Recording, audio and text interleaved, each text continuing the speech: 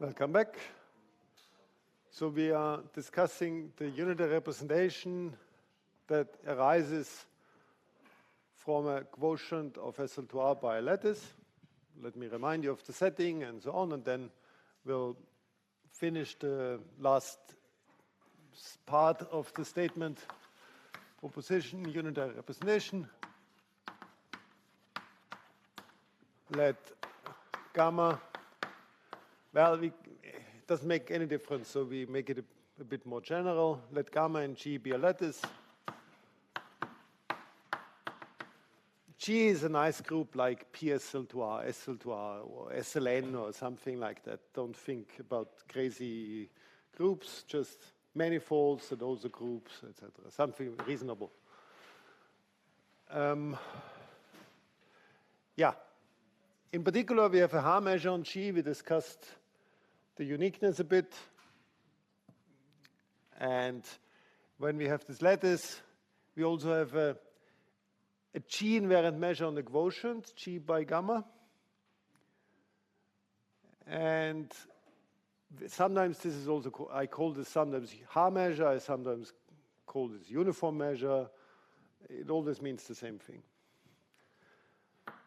Then,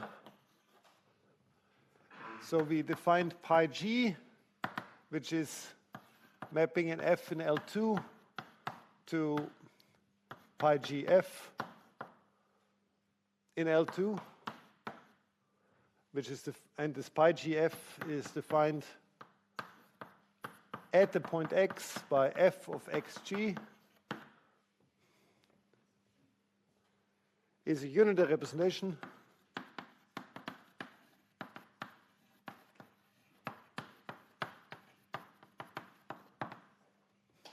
pi G is unitary for all G in G. So non-preserving invertible. We also talked about the composition law, pi G1, pi G2 is pi G1, G2. This we didn't talk about last week because we talked about it at the beginning of the discussion of ergodic theory. G is measure preserving, and hence pi G is unitary. It has an inverse because G inverse exists in the group. This we discussed, and then there's a third property which is not mentioned in the title, unitary representation, but is always assumed, namely there's a continuity requirement. G in G is mapped to pi G F in L2 is continuous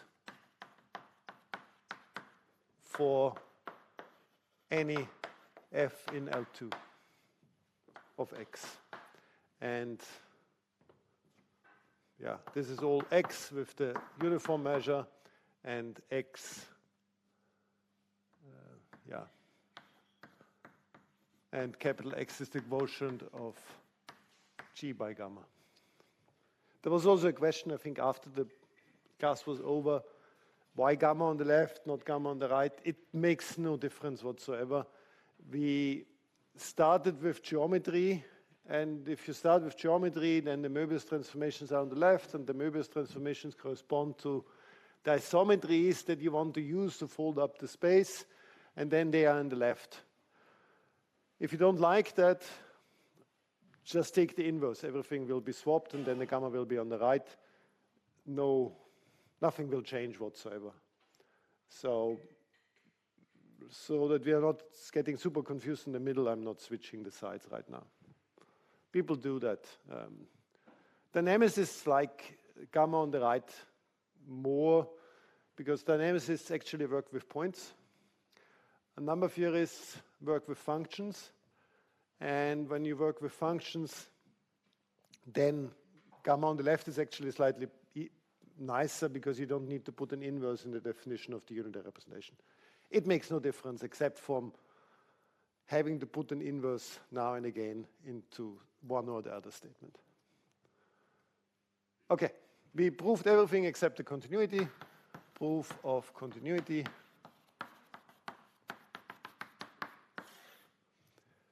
for f in CC x. X is a nice space. Again, we think of a manifold. So there are continuous functions of compact support around. And they're actually dense in L2. That's again measure theory. So maybe we start thinking about f in CCX.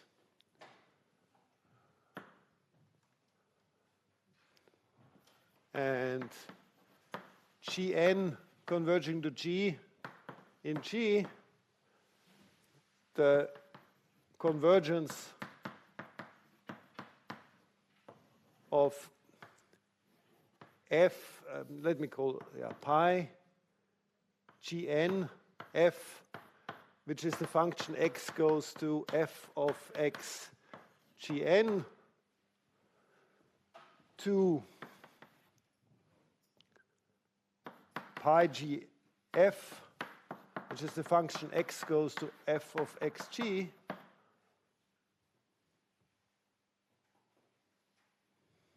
holds pointwise by continuity.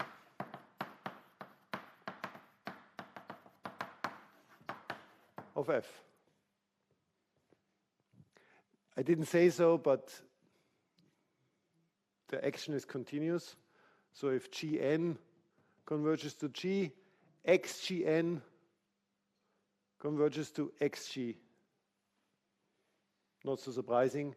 And if xgn converges to xg, f of xgn converges to f of xg. That's the continuity of f.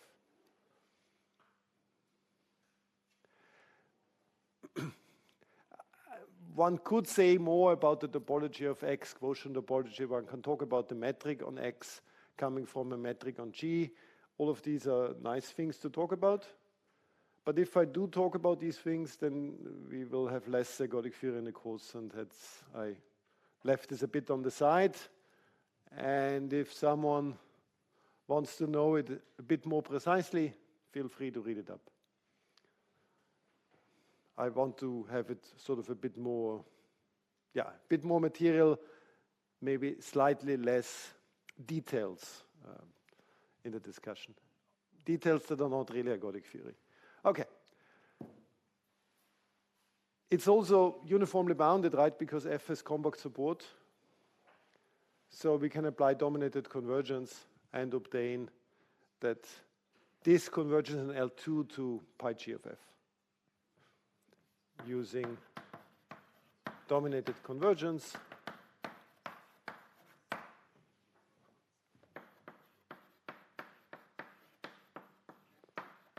we obtain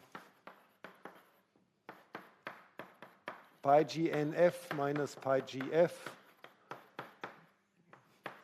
It's integral absolute value pi gnf minus pi gf squared d mx x converges to 0 as required. Right, we said pointwise this converges to 0 now, because this converges to that. The function is bounded, so the norm here is bounded. The space has finite volume. So this is dominated convergence as it always was meant to be used. It's easier than the general case, but yeah. Okay, so that's the special case, right? I said let F be in CC. Now we need to do the general case. Now let F be in L2x and epsilon greater than 0. Continuity is always about epsilon. By density, which we know from measure theory, there exists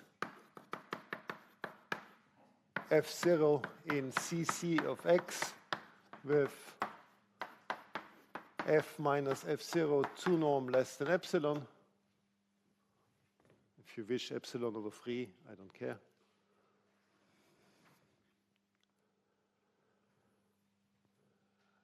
And we now want to say, because we know the continuity for F0 by dominated convergence, we also know the continuity for F up to an epsilon. But knowing the continuity up to an epsilon is knowing continuity. Suppose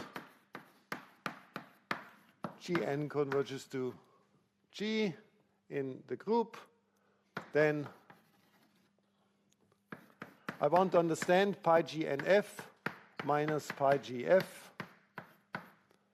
without the ornament for the L2 function.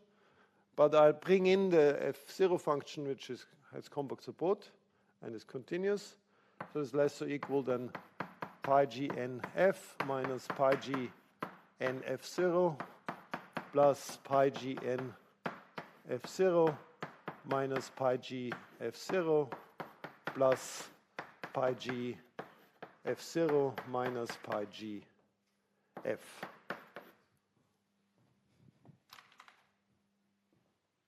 Triangle inequality. Right. This is what I started with. This is what I put in artificially. This is another thing that I put in artificially. And this is what I started with. And here I have pi gn, pi gn. It's the same unitary operator. Unitary operators preserve norms, so I can pull it out of the difference. It's a linear map and kill it all together. Here I can kill it also, which makes this less than epsilon, and this less than epsilon by the same point. And the middle term, I point there, say dominated convergence. The middle term will be less than epsilon for large enough n. So I get that the original thing is less than 3 epsilon for large enough n.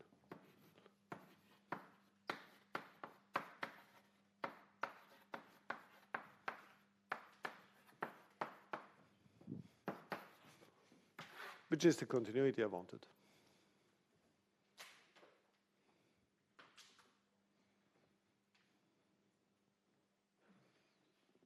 Good? Any questions? Yep. I guess we're still assuming that G is metrizable and all that other stuff that we had? Yeah, yeah. Okay, okay. Yeah, G is a nice group, yes. Okay, so then I was just like PSL2R, yes. Okay. Mm-hmm.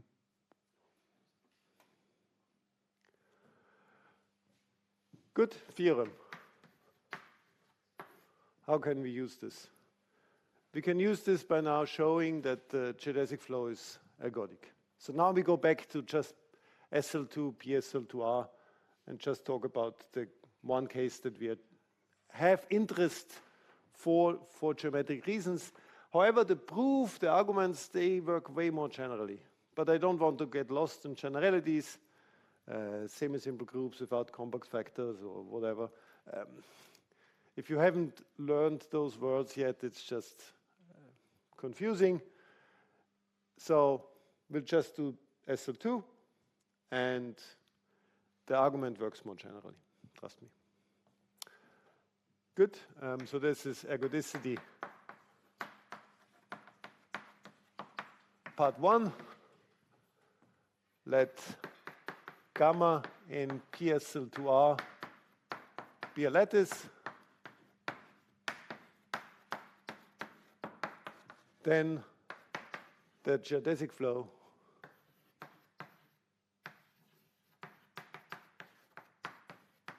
or even the time 1 map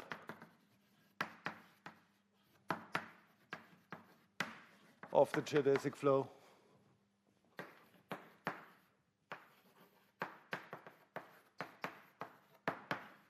acts ergodically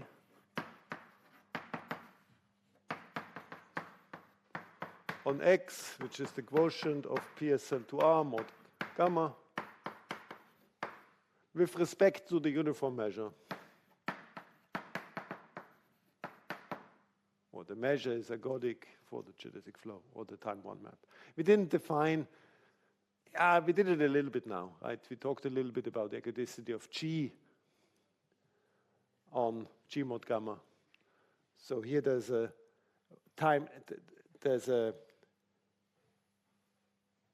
flow. Flow means an R action, where G equals R is acting.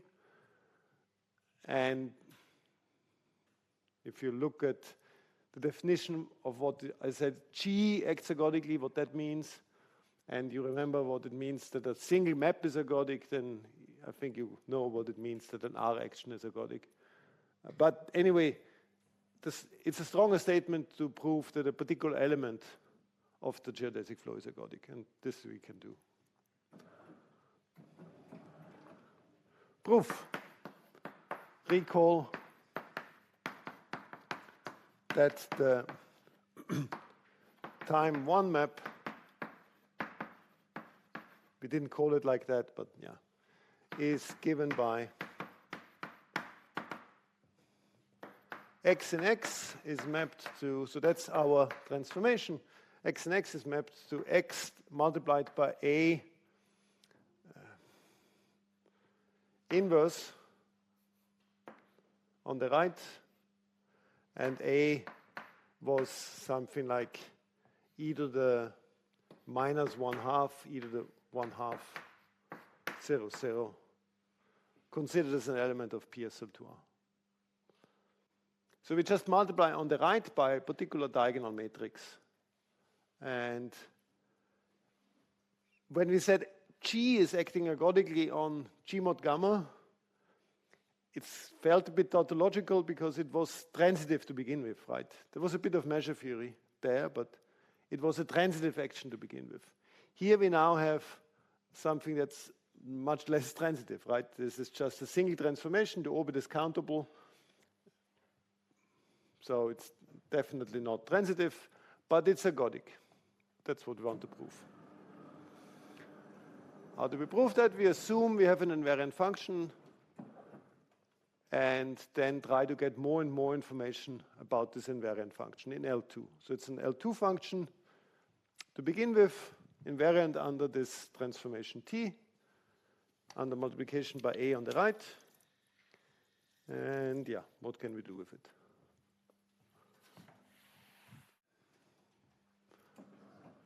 Suppose f in L2 satisfies pi a f equals f. So it's invariant under the map A, under the time one map of the geodesic flow.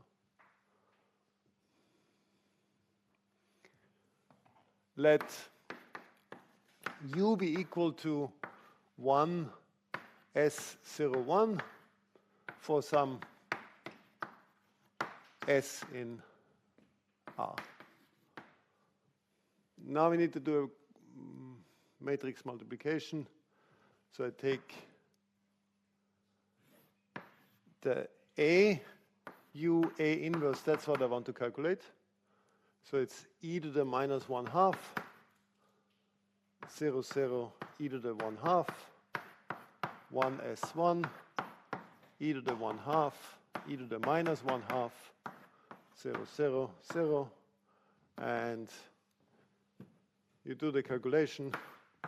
You can do it a bit more slowly than I did it already a couple of times. So I'm pretty convinced that we get e to the minus 1s. We get again this unipotent matrix where the S has been squashed. If we are not happy with a squash by the factor of E, we can iterate this formula. Take here the nth power, take here the nth power, then we have here an n and an n, here an n and an n, and then we get e to the minus n times s, which we now see goes to the identity as n goes to infinity. Is there a question?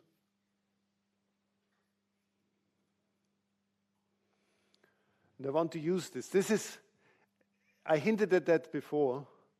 No, I didn't really hint, I really said it before. The horocycle flow is related, is giving you the stable manifold for the geodesic flow. And this is the calculation that's also important for that. Yes, please? It's invariant, right? It doesn't really matter. Both are true. Yes. I want to work with that. Why not? Right. But it's an important comment, because I will, after I've dealt with the upper unipotent, I say, of course, the same works the same way with lower unipotent, because I can work with A or A inverse, it doesn't really matter. It's all the same. It's the same assumption. Okay? So now I calculate, I do something funny. I calculate the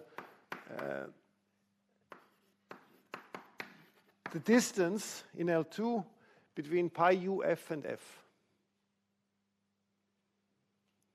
knowing that f satisfies this. Okay? So, and I also know that pi a is unitary, so because pi a is unitary, I can also pull it just in. I can put it sort of, yeah, I'll do it. First time slowly. The norm doesn't change when I apply pi a, right? And when I open the parentheses, I can swallow the pi a in front of the f, because f is invariant under pi a. It's gone. So I get pi a, pi u, f minus f.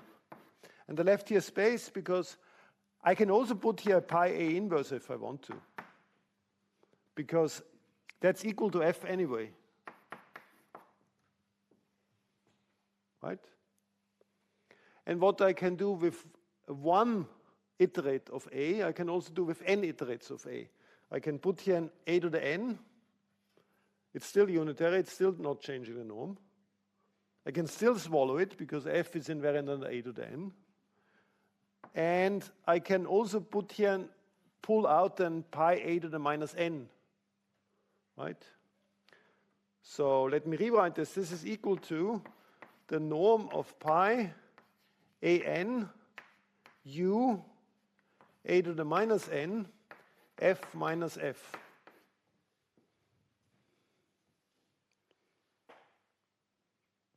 And now I want to use the continuity that we just proved, because we know that this matrix goes to the identity. So pi of this matrix applied to f converges to f in L2. So this converges to 0. That's weird, because on the left we didn't have an n. Right? We have something that doesn't depend on n and converges to 0 at the same time. No problem, it just is 0. So f is invariant under this u. Okay? Therefore, f is invariant under 1s1 for all s in R, because the s really made no difference to the argument.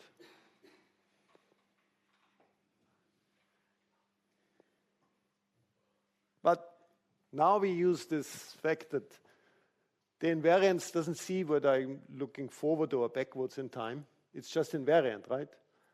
So if I work with lower unipotent matrices, I may have to use n goes to minus infinity,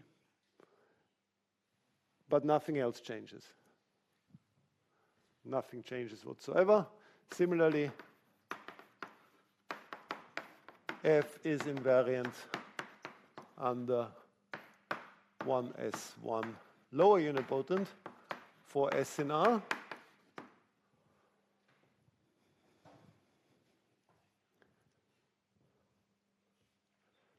So we started with a function in L2 that was invariant under a single transformation, one element of SL2 or PSL2, one element. And now we have two transverse one-parameter subgroups under which it's invariant. And these two one-parameter subgroups actually generate the whole group. So we actually invariant under all of G, all of SL2R, PSL2R. I'll tell you why in a minute. These generate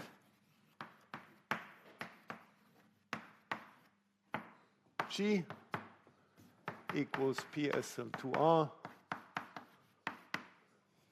It follows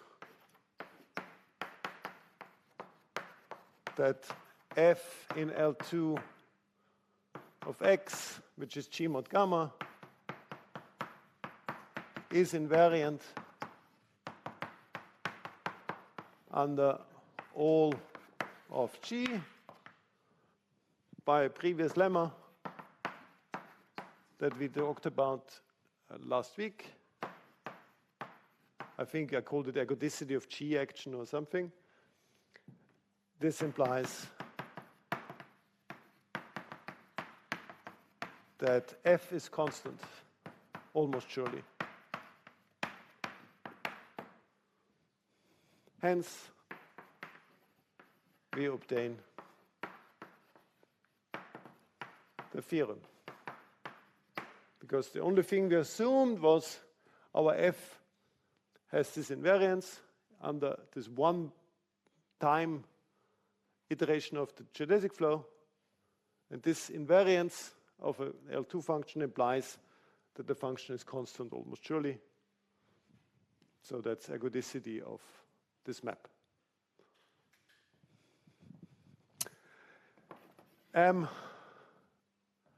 This is a slight upgrade of the Gauss algorithm from linear algebra 1. I've taught linear algebra, I think, last year. I don't want to repeat it. So it's a slight upgrade. Figure it out.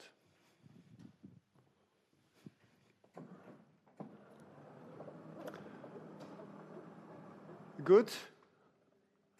So that's part one. What is part two? Part two is the ergodicity also holds for the horocycle flow. It would even hold for the horocycle flow in the time one map in it, but I'll skip that part. I'll just prove that the horocycle flow as a R flow is ergodic, and in the middle we will see the definition of this if you need to see it. Yeah, so the plan is maybe we finish that before the break, and then we have a bit of time to talk about something else. Theorem, ergodicity part 2. Let gamma in PSL2R be a lattice. Then the horocycle flow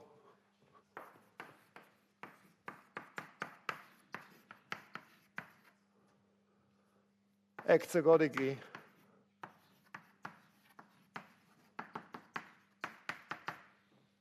with respect to the H measure. Proof: suppose F is in L2 of our quotient X, which is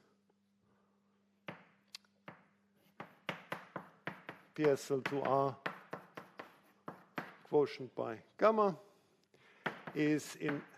satisfies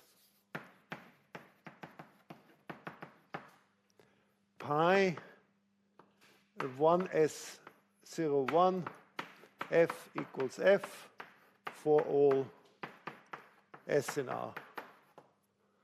We need to show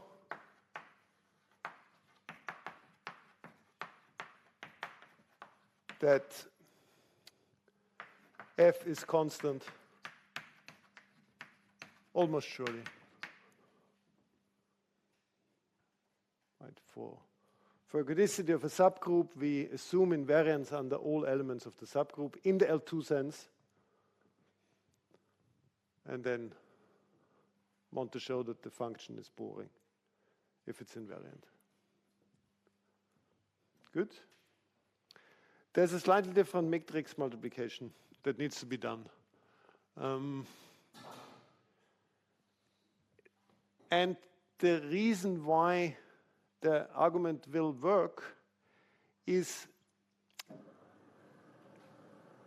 here we use the left, on the left and on the right, sort of two different, more or less the same n, except we swap the sign. But really, we could have written here any power of a and any power of different power of a. There was absolutely no relationship between the two, except for the matrix multiplication to work out that way. And we're going to use the similar kind of argument, but need completely or less related times on the left and on the right of something else. So, yeah, it's a slightly different matrix multiplication, but we will need a similar trick in the end. It can be formulated more generally, never mind.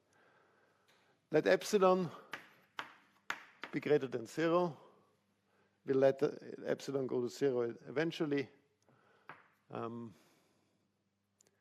Then I'm looking at the opposite horocycle. I have no knowledge what the function satisfies for the opposite horocycle, but never mind, I'll just do a calculation. 1 S1, 1 S prime 1. Those are the two different times I want to use. One is preserving the function, the other one is preserving the norm. That's how I will use it again. But yeah, I need to calculate this. Who is quicker than me? 1 plus S epsilon S epsilon 1, 1 S prime 1, 1 plus S epsilon 1, 1 plus S prime epsilon, and then the most complicated expression I get in the upper right corner, I get S prime 1 plus S epsilon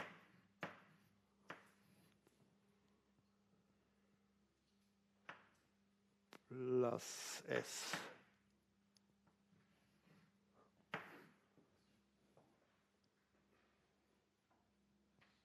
Doesn't look so awful, or not awfully wrong. It might be wrong, but it's not awfully wrong. Everything that's there is also true, is also there in the correct answer. I think it's correct. Now, I said before, I have complete freedom what S and S prime I want to use. They don't have to be related. I just set S equals to 1 over epsilon. Then I get here 2. We set S equals 1 over epsilon. Epsilon was positive, so I get here 2. Sorry, this is nonsense, of course. Epsilon. Epsilon. What do I do with S prime? I actually set S prime so that this thing here is equal to 0. It's linear in S prime, I can do it, right? This I already said is 2, so I set S prime to be minus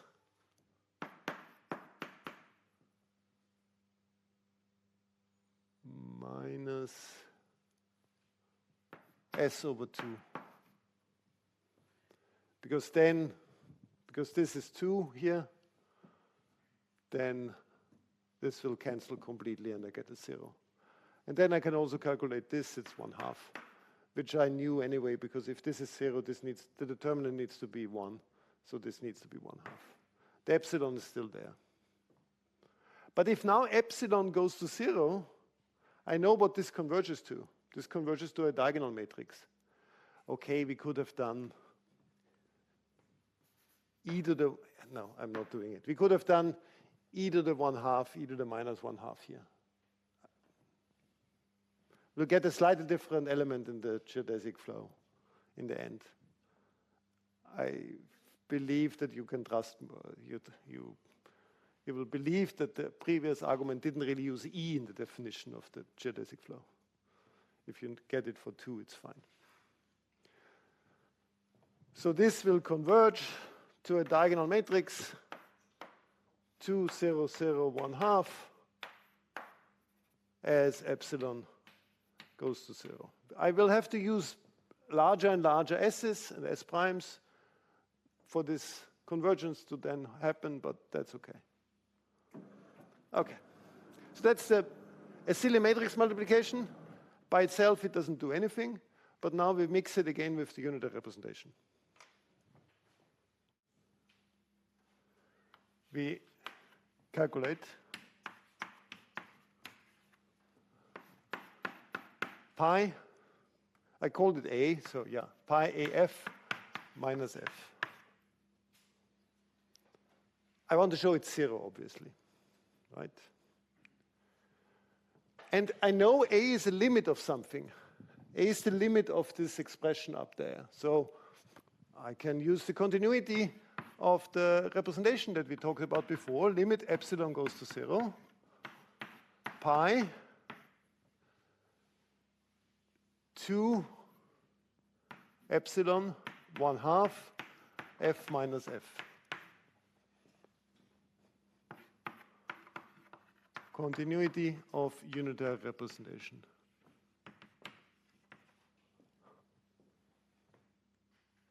Right. This guy converges to that guy. So the norms converge. Now inside the limit, I now use this funky expression. Limit epsilon goes to 0. I have here a pi 1s1, pi 1 epsilon 1, opposite unipotent, pi 1s prime 1, f minus, I already put in the pi 1s1 f. I can put it here because f is invariant under this guy. I can write it or not write it, it doesn't matter.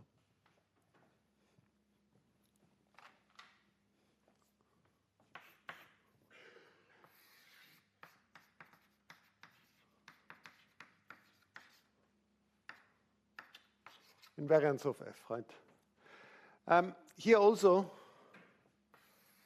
this is immediately before the f. It's the first thing I apply. By invariance, I can kill that. I don't need to write that.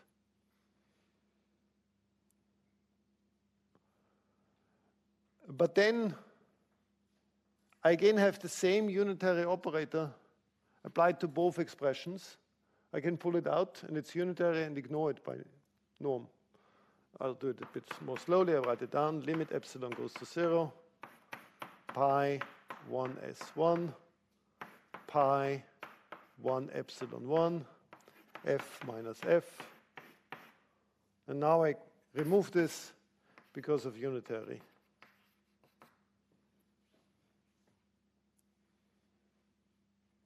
And now I use continuity of unitary representations again because this epsilon goes to 0. So this converges to the identity. So this function converges to f. So the limit is equal to 0.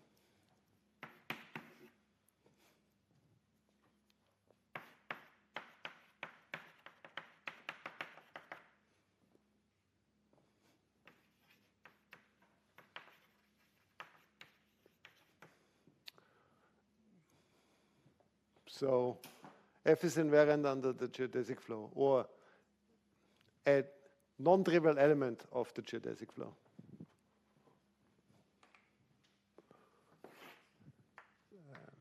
We obtain that f is invariant under a non-trivial element A of the geodesic flow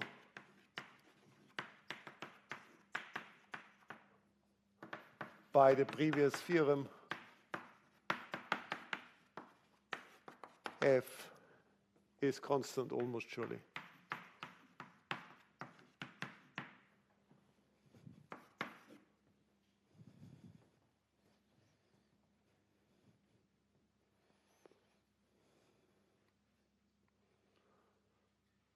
So there's a little bit of a ping pong going on between the two maps, geodesic flow, horocycle flow. When we tried to show that the geodesic flow is mixing in the previous theorem, we used the two horocycle flows to establish that.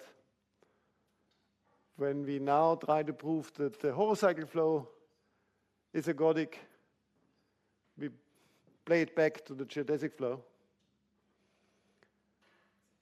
Next step is to try to show that the geodesic flow is mixing. It's a nice addition.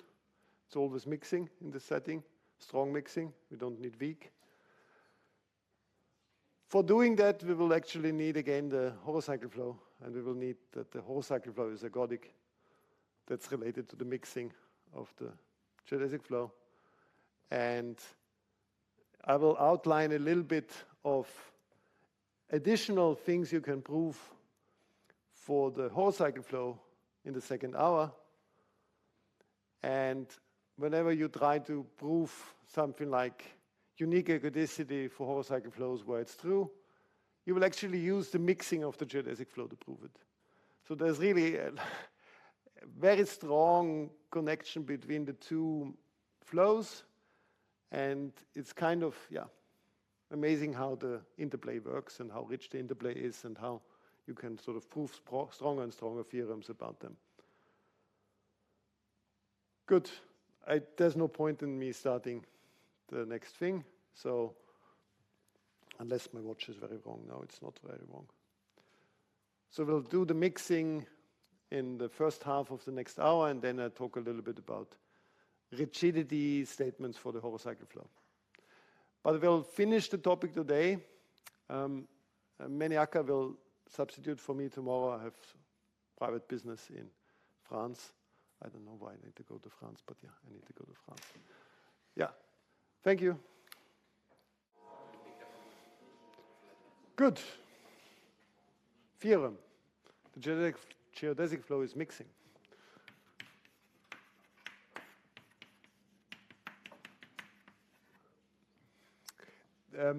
Let me just add the name Haumur. I should have added to the last two theorems the name Mortner. It's called these theorems, the method behind it, and the more general theorems that you can get out of it are called Mortner phenomenon. And the mixing is also more general and is called a Haumur theorem.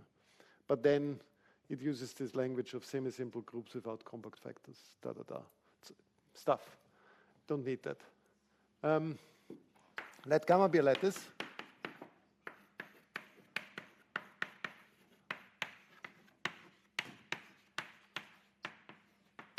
Then the geodesic flow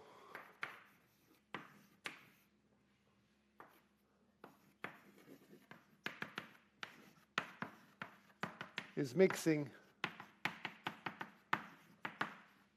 with respect to the uniform measure on the space. The proof is, again, using functional analysis. Again, using a theorem that we already have used once, but last time we used it in a different context. Namely, I'm alluding to Banach-Alolu, which was this weak star compactness. We had used this on the space of measures. Today, we are going to use this on L2, just L2. So we'll come to that. Proof. We wish to show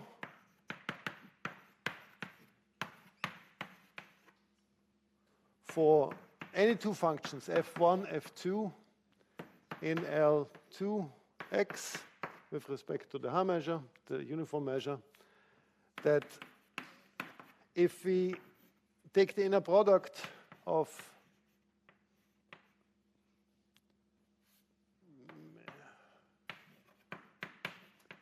one function moved by the dynamics of the geodesic flow, and then we take a sequence, ANs, we always can test whether some convergence holds or not by restricting to a sequence along the circle. That this converges to the product of the integral of the first function times the integral of the conjugate of the second function, if you consider complex valued functions, which you don't have to in this context. We are not doing Fourier series right now. Or, no, that's okay, we can, yeah, this is what we want to prove. As an goes to infinity. Right, so we have a sequence of diagonal matrices, and we wish to prove that. There are two ways to go to infinity in R, right? You can go to plus infinity or you can go to minus infinity. I treat them separately. I just want to know in which direction, which eigenvalue on the diagonal goes to infinity and which one goes to 0. So we suppose, essentially without loss of generality, the second case then uses the other unipotent direction. No, nothing major will happen. That an is lambda n inverse with lambda n, let's say, going to 0. You have a question? I really mean an goes to infinity. The lambda n goes to infinity. I don't want an to be one of the same matrix, right? I didn't put the n in the exponent, so it's a sequence. And I want that sequence of matrices to go to infinity. As n goes to infinity, indeed, but if I just say n goes to infinity, the an could be constant and I'm not doing much. Yeah, so I mean an goes to infinity as also n goes to infinity. You could even just forget about the indexing and forget about the indexing here and just say lambda goes to infinity. Okay.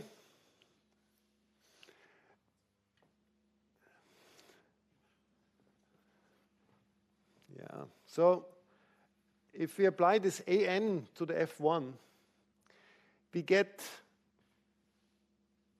a function in L2 of the same norm, right? We have used this a zillion times. Pi n is unitary, so the pi an f1 is a sequence of L2 functions from the same ball. Maybe unit ball if we had normalized it, which we could, or maybe it's a slightly bigger ball, it doesn't matter. And it would be nice, but completely wrong to say, oh, that's from a closed ball, so that closed ball is compact, so we can choose a subsequence that it converges, right? It would be nice to say that it's completely wrong because in infinite dimensions this is wrong. But it's correct if we use the correct topology.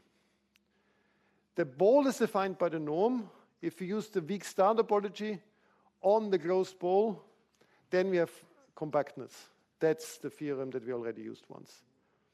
So by Banach Alaoğlu, the sequence pi an f1 has a converging subsequence, has a weak star converging subsequence.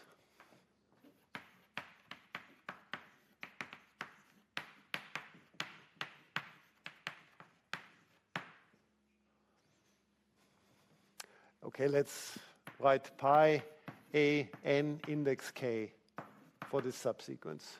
Converging, sometimes people use a different kind of error to indicate that it's not norm converging to some function little f star.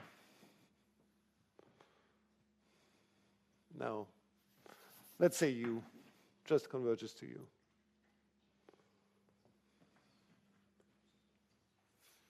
So the difficult part is now There's a 50-50 chance. I claim that this function u is invariant under unipotent flow, the upper or the lower. I could get wrong. So let's just be hopeful and say it's the upper one. Let's see what happens. Claim. That's, of course, an L2 function, right? That's an L2. Where else could the limit be? It needs to be in the same ball, could be smaller in norm, but in the same ball as these guys are. Claim u. No, u is not a good letter because u was the unipotent guy, right? Yeah, I go back to f tilde or something. F tilde is invariant under u equals 1s01 for all s in R.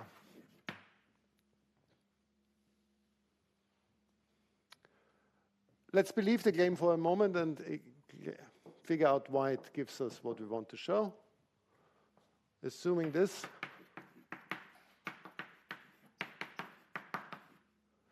we obtain f twiggle is equal to a constant almost surely. Right?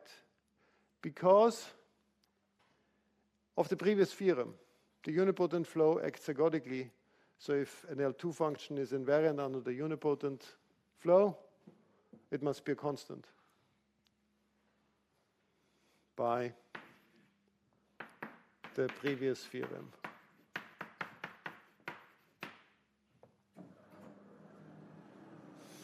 Okay, which constant? Which constant could it possibly be? It needs to be the integral of f1 dm. Why? I just take the inner product with the constant function 1. Moreover,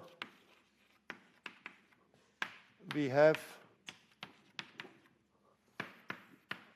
constant is equal to the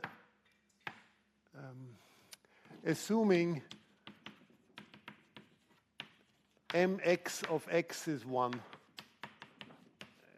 We did this in ergodic theory. In ergodic theory, we always assumed that our space is a probability space.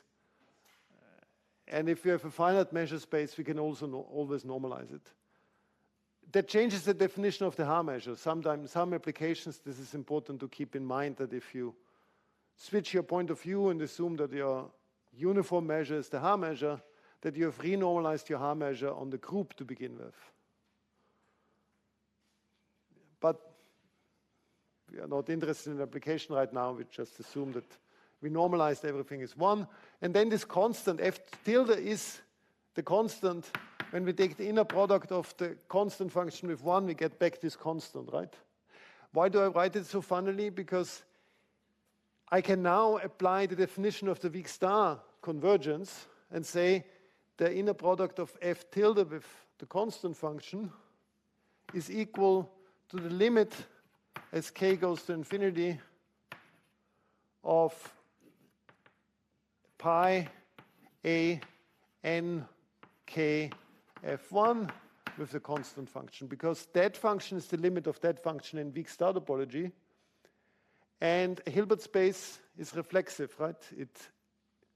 The weak star topology there is defined by the inner products, because the dual space is defined by inner products.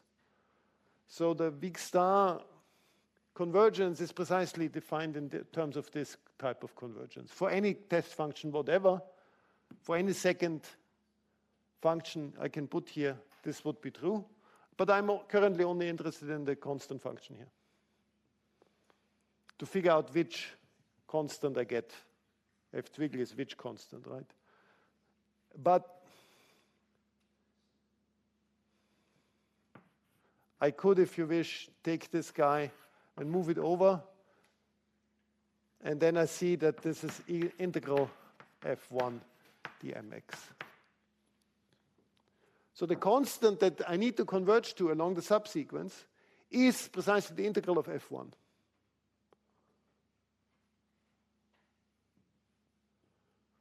We have played this game already before. If in a compact space, any converging subsequence has always the same limit, then the whole sequence has to converge to this limit. So up there I had a subsequence, but the limit doesn't depend on the subsequence because we now know that f tilde is equal to the integral of f1 dmx constant function. This is f tilde. It's one formula that doesn't depend on the subsequence.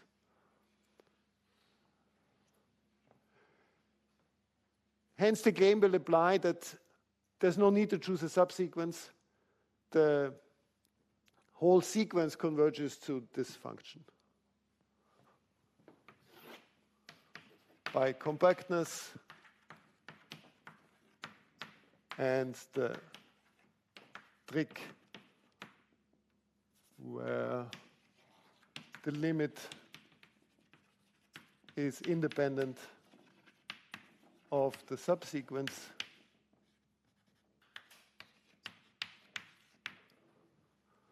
we see that pi an f converges weakly to this integral f1 dmx constant function x, assuming the claim, right? We are still assuming the claim.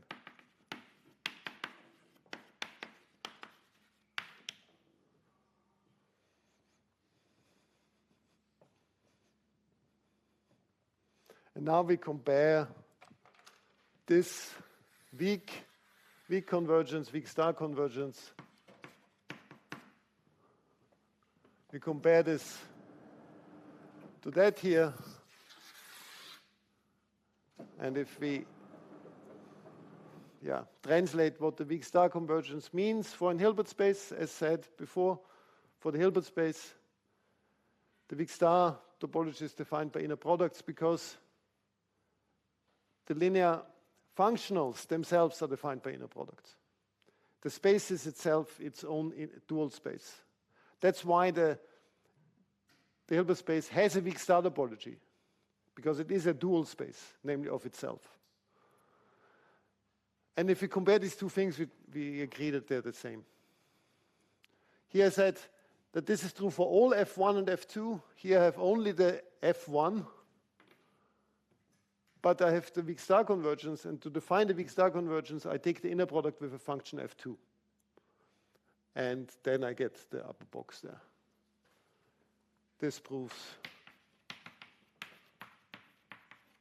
the theorem. Hence, it remains to prove the claim. There are these two cases, right? Lambda n goes to 0, lambda n goes to plus infinity. Yeah. That's fine too. If we can do this in one direction, we can probably do it also in the other direction. Okay? Let f2 in L2 of x be arbitrary.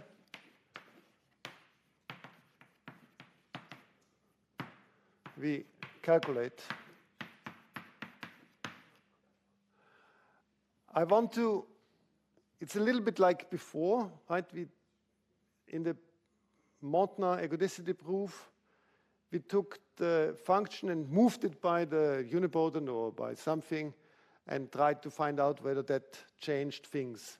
Here we're doing the same, but we are not taking the norm because we only have good properties with respect to inner product. So we take the inner product of the pi 1s1 f tilde, which is the function that we want to show is invariant, comma, a test function f2. We take this inner product. There will be dot, dot, dot, dot, Maybe we have to switch our sign, we'll see. And in the end, we want to get the same formula, but without that. And if we can do here dot, dot, dot, dot, and in the end get that this is the same thing as f tilde inner product with f2, for all functions f2,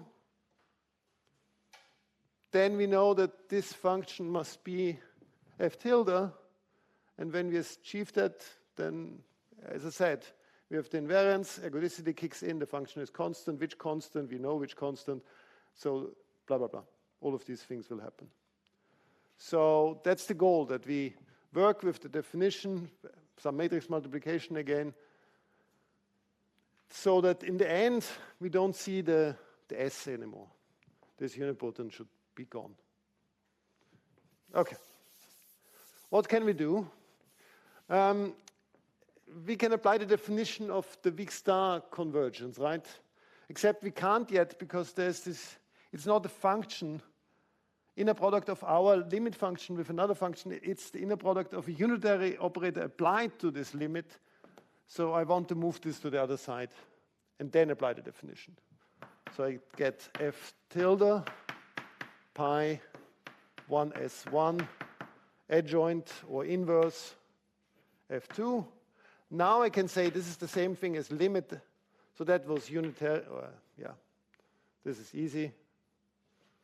I don't make a comment on it. This is the definition of f tilde that I can now let k go to infinity, write pi a n k f1, comma, pi 1s1 adjoint f2.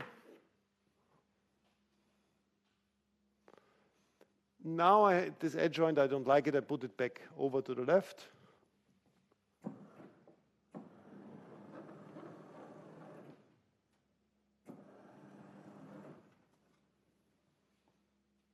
And I'll keep the definition of the AN, because as I said before, I might have to switch the sign here.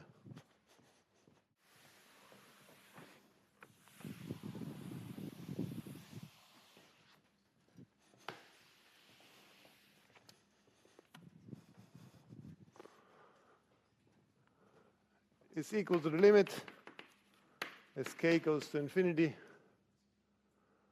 of pi 1s1 a n k f1 f2.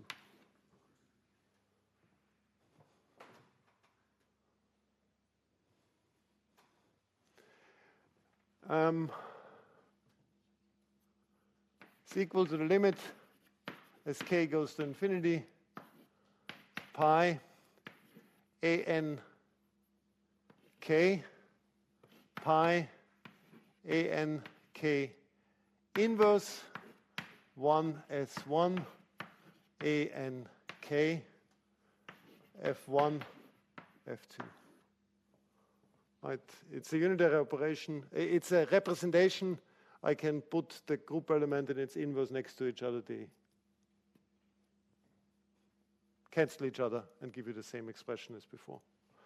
And I'm tending towards saying I did it the wrong way around. Because I now need to calculate this matrix product here. And I did it precisely the wrong way. So let's say this goes to infinity. Then I have here, what matrix do I have here? I have the matrix 1, lambda n to the minus 2, S1, and that converges to the identity as n goes to infinity.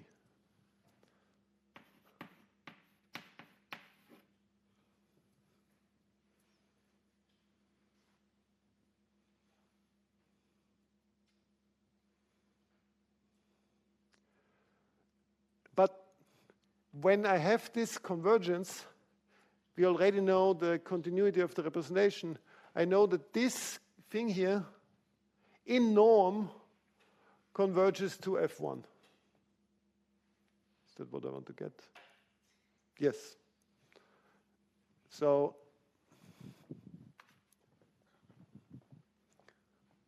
this box here converges in norm to F1 as n goes to infinity.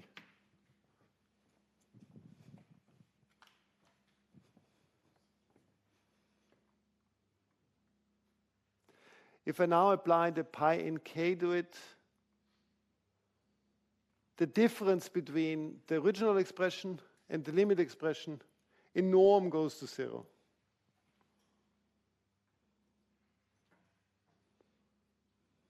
So I'm claiming that I can just forget this nonsense and write limit k goes to infinity, inner product pi a and k, f1, f2. But now the s is gone. That was my goal. The s doesn't show up anymore. So I can apply the definition of my weak star convergence here, which is not there anymore. It was here, still a bit visible. F tilde, comma F2. Maybe there's a small question here in the middle. If you want, we can talk about that a little bit more.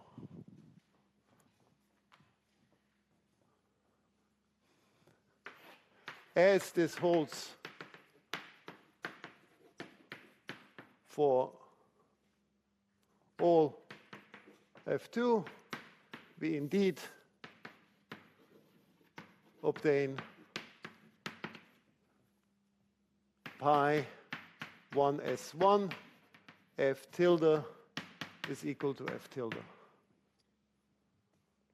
Right, the inner products know the vector completely.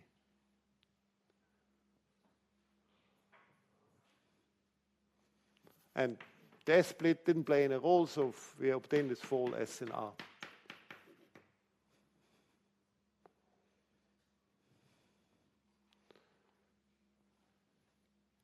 Do you want me to say more about the star step? Or is it obvious? No, it's not obvious. Then let's take the difference between the left and the right before the star.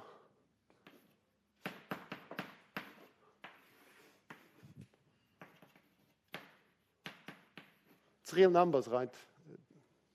So we can take the difference between the pi a n k, pi a n k inverse, 1s1 a n k f1 minus f1 inner product f2. If I show that this inner product with the difference converges to 0, then the limits on the left and right are the same. And this I do by just applying Cauchy-Schwarz. So I take the limit of the absolute value if I want. This is less or equal than the limit as k goes to infinity of the norm of the first expression, pi a n k, pi a n k inverse, 1s1 a n k, f1 minus f1, norm f2. And then the first thing is this is irrelevant because it's unitary. And this converges to 0 because of continuity of representation.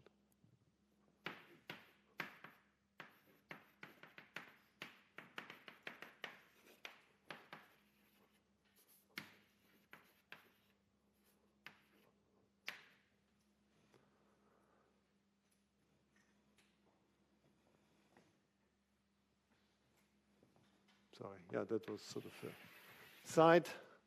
And in the end, we have what we wanted. It's a little bit tricky. The original proof was way more complicated. The original proof used all the representation theory. They knew lots of stuff, and I think this proof is much younger than the original proof.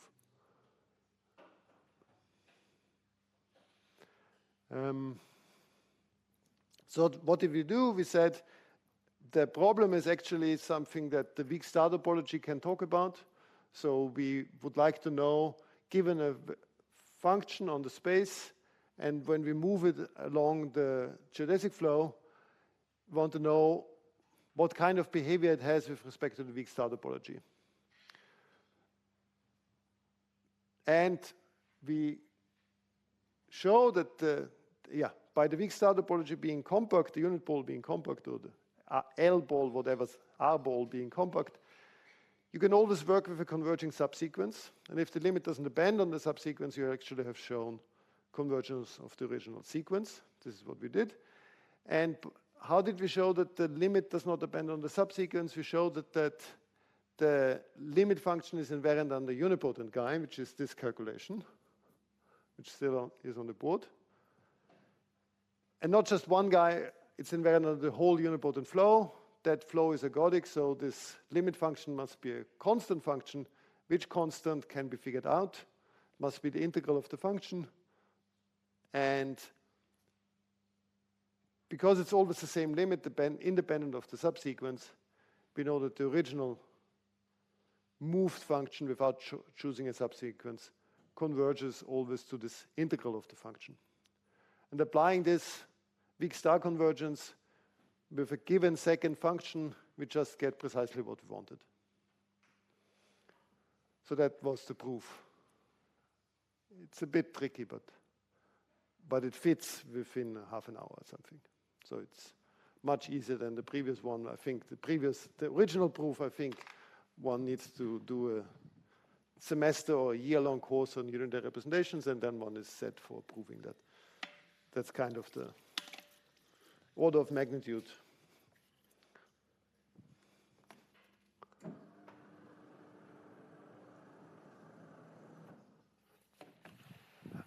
Okay, I promised many other things. It seems that I'm not going to prove them unless many really wants to do it tomorrow. But let me tell you one theorem. It's a theorem of Sarnak. Again, not the way Sarnak proved it. Again, you would have to take maybe a semester or a year-long course on something else, analytic number theory, and then maybe it's just a semester, and then you can read Sarnak's original proof. And I was so silly enough to talk at some point in a colloquium about this result and didn't know about his proof, so I attributed it to someone else. He wasn't pleased. Anyway, it's a cool theorem nonetheless. So we take the quotient that we understand the best.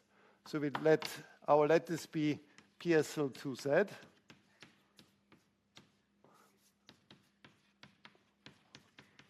We take the modular surface. Then we have understood the fundamental domain already since some time. It's this triangle here. And yeah, we have arrows pointing in all directions of length 1 at all points in the fundamental domain, except boundaries, issues, blah, blah, blah. And I think I did mention it when we talked about the horocycle flow, but it also comes up very quickly from the description of what the horocycle flow does. If you take a vector pointing north, the horocycle flow just moves this vector horizontally. We know that. If the vector is not pointing north, it does something else. Then there are these horocycles that are really Euclidean cycles coming part of the picture. But if the vector is pointing north, you just translate horizontally, and then you hit the right boundary, and it closes up. So you actually get a periodic orbit for the horocycle flow.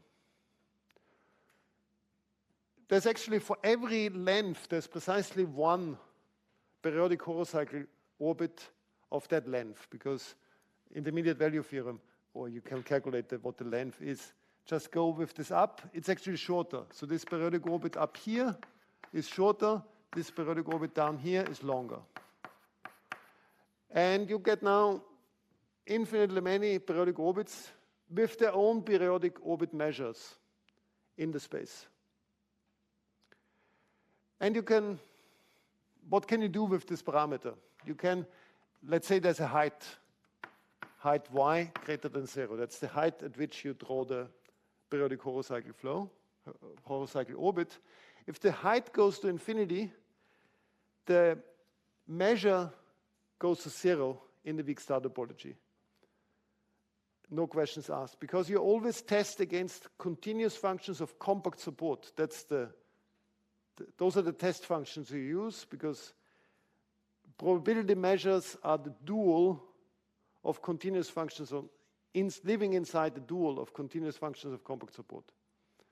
So weak star topology is defined by continuous functions of compact support, and if the y goes to infinity and you fix one continuous function of compact support, at some point y is above the support and the integral is 0 and will remain 0 from then onwards. So that means that these measures converge to 0 when y goes to infinity. That's called escape of mass. It may happen. Just goes off to infinity. All the mass that is there escapes. There's no limit to be had. I mean, the limit exists. The limit is just 0. It's not a probability measure. So that's one direction that you can do. That's not the theorem. That's obvious. But there's a second direction you can do.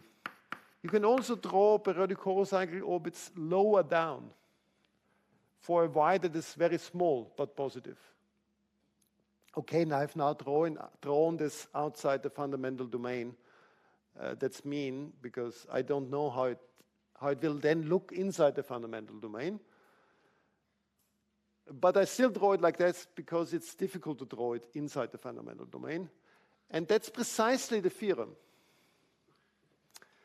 The theorem is saying that the periodic horocycle orbits actually equidistribute when the length goes to infinity. The length is 1 over y. So if y goes to 0, the length goes to infinity, and the periodic orbits equidistribute in the whole space. That's the theorem. Low-lying periodic orbits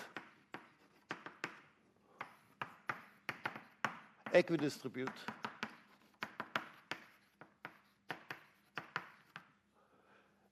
A different way of saying this is the periodic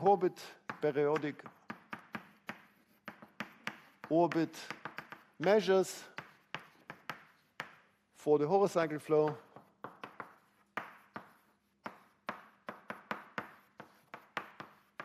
converge in weak star to the normalized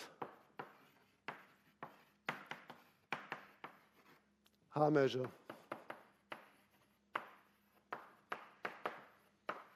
on X. H measure, uniform measure, I said before that I use both phrases.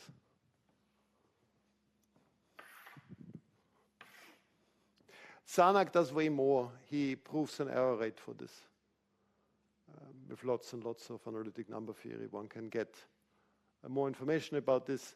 And it's actually a follow-up of a different paper. What's his name? Sagier. And Sagier was interested in this because he says the best unknown, the best possible error rate for the equidistribution here is actually identical to the Riemann hypothesis. Okay.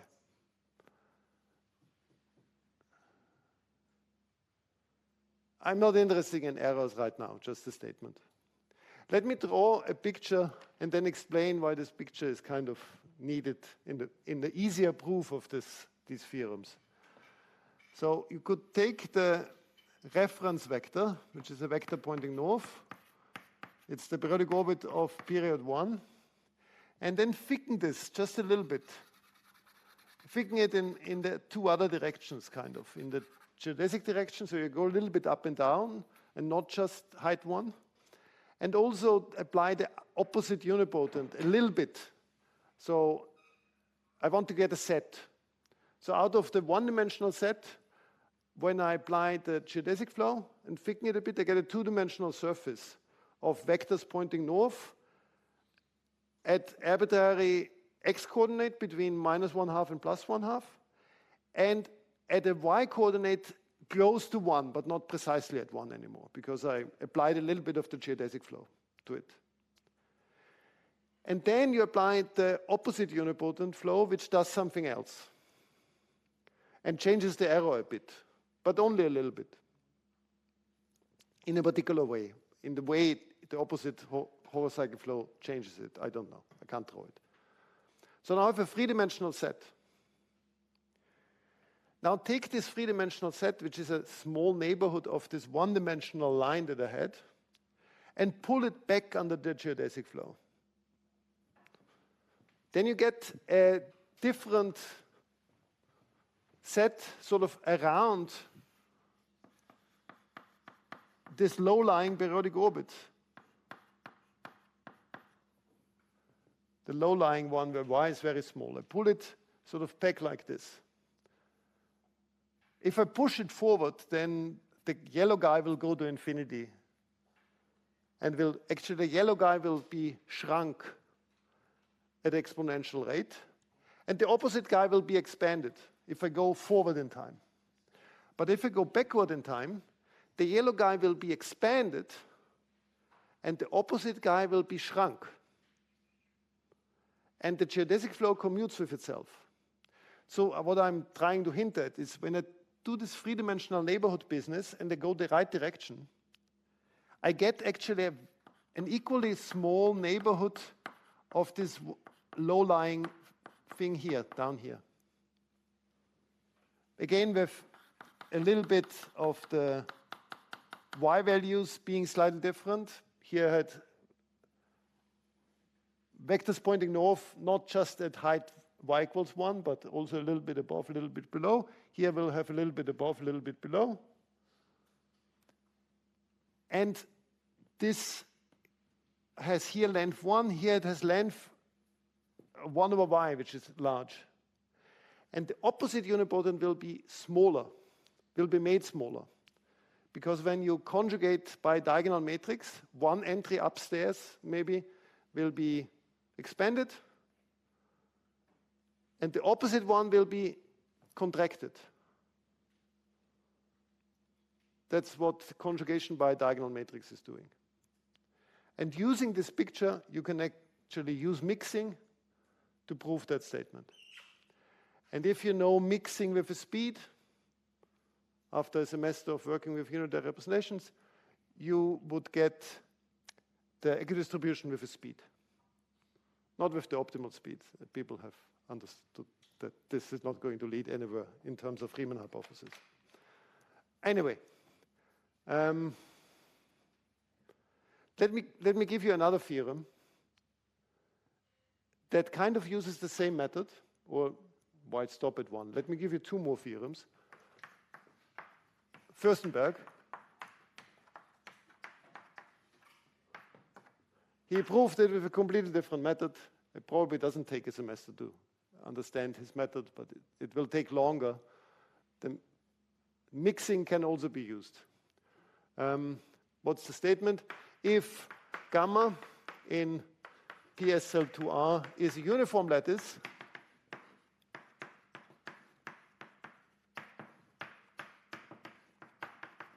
then the horocycle flow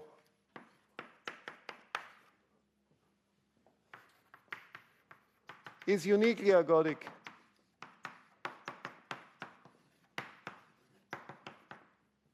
Theorem, Dani, if gamma in PSL2R is a non-uniform lattice, like the one over there, then any horocycle invariant and ergodic probability measure is either the uniform measure on the space or a periodic orbit measure.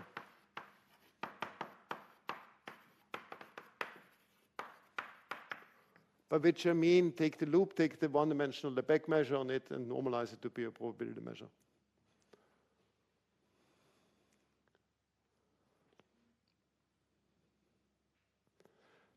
And anyway, somehow,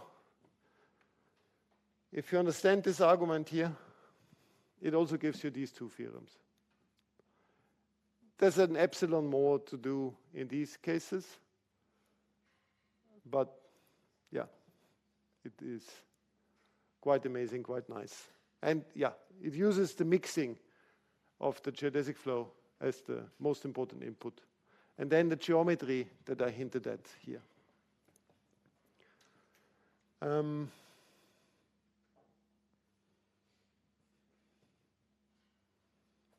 There's even more one can say here, and then even more, and then even more. Some Sanak Ubis did something with prime numbers on that quotient and whole cycle flow. So there's lots and lots of research in this direction. Maybe I say one more thing. I think Dani Smiley proved that if you take any point in the space and you start averaging along the unipotent flow, there are only two possibilities. Your unipotent orbit that you're looking at could be periodic, then you know what happens. And if it's not periodic, it will equidistribute on the whole space. None of these things would be true for the geodesic flow, but still the geodesic flow is a very important tool for all the discussions here because it's so intimately linked with the horocycle flow. You had a question? Yes, are all periodic orbits of the horocycle flows with horizontal lines? Yes, they could be low-lying, in which case they don't look horizontal in here. Because this ergodicity, this equidistribution, is in the unit tangent bundle. So when I try to draw this brown guy in the fundamental domain, it will be all over the place, all over the directions. That's what I'm saying. Hence, I really don't want to draw it in here. It will be so messy and obviously wrong, but mostly super messy because it will be all over the place with the right density also, right? Here, down here, the hyperbolic area is more present. Up here, its volume is much smaller. So this guy, when it is drawn in the fundamental domain, will respect it. It will have more weight. It will spend more time down here, but going all over the directions than up there. And also partly going all over the directions up there. But of course, it's compact, and to get the full equidistribution, you need to take the limit. And all of these are just tasters anyway, because this has then been vastly generalized to unipotent flows on quotients G mod gamma. There's a measure classification theorem by Ratner, which corresponds to these two theorems, and maybe a bit also that now, to these two theorems. There's an orbit closure theorem by Ratner, which is nice that all orbit closures on the unipotent flows will always be nice orbits for a bigger group. There's an equidistribution theorem that says, by Ratner, that says that the orbits will actually equidistribute with respect to a probability measure that is invariant under a bigger Lie group, maybe not the whole group, maybe an intermediate group. And then there are theorems of that flavor where weak star limits of invariant and ergodic probability measures are discussed. Those are theorems of Moses-Shah, relying heavily on the work of Ratner. Yeah, so Marina Ratner really had a milestone result in this direction, working also on ideas of Dani, of course, and Dani Margulis and Margulis Tumanov were working on similar theorems and generalizations of these. Anyway, I think it sums it up nicely. And tomorrow, many will start talking about entropy. So it's a change of topic. It will be probability space again. The geometry we sort of leave behind us. Thank you.